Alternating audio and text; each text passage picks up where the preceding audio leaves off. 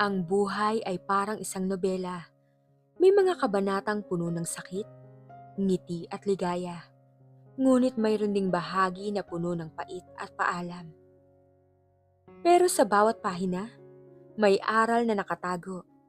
Isang paalala na ang tunay na pag-ibig ay hindi lang sa happy ever after na susukat, kundi sa bawat sandali na pinagsamahan.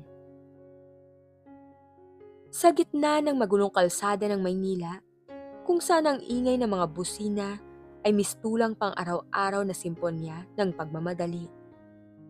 Doon nagsimula ang lahat para kay Andre Rojas, isang henyo sa mundo ng ad campaigns.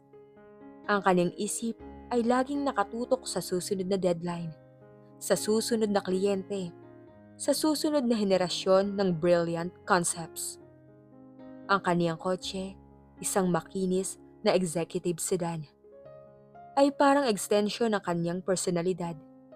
Mabilis, direkta, walang paligoy-ligoy. Ang kanyang buhay ay isang mahigpit na schedule. Bawat minuto ay may nakatakdang gawain. Bawat paghinga ay may layunin para sa kumpanya.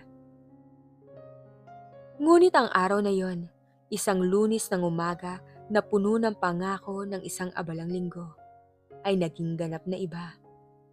Sa isang malaking intersection, kung saan ang mga ilaw trapiko ay tila naglalaro ng tug of war sa direksyon ng mga sasakyan. Isang bigla ang paghinto ang naganap. Nakita ni Andre ang dilaw na ilaw. Ngunit ang kanyang isip ay abala sa isang marketing strategy para sa isang bagong energy drink.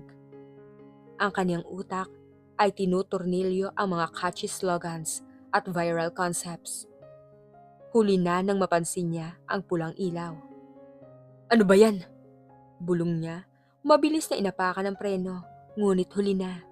Ang tunog ng kanyang gulong na kumakaskas sa kalsada ay nagbigay babala, ngunit hindi sapat.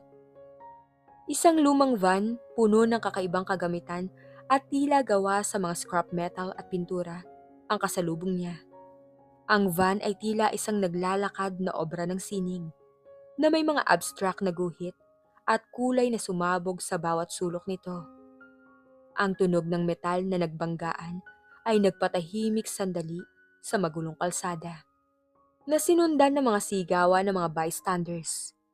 Pakiramdam ni Andre, tumigil ang mundo. Ang kanyang perpektong schedule ay biglang nawasak, kasabay ng tunog ng kanyang kotse.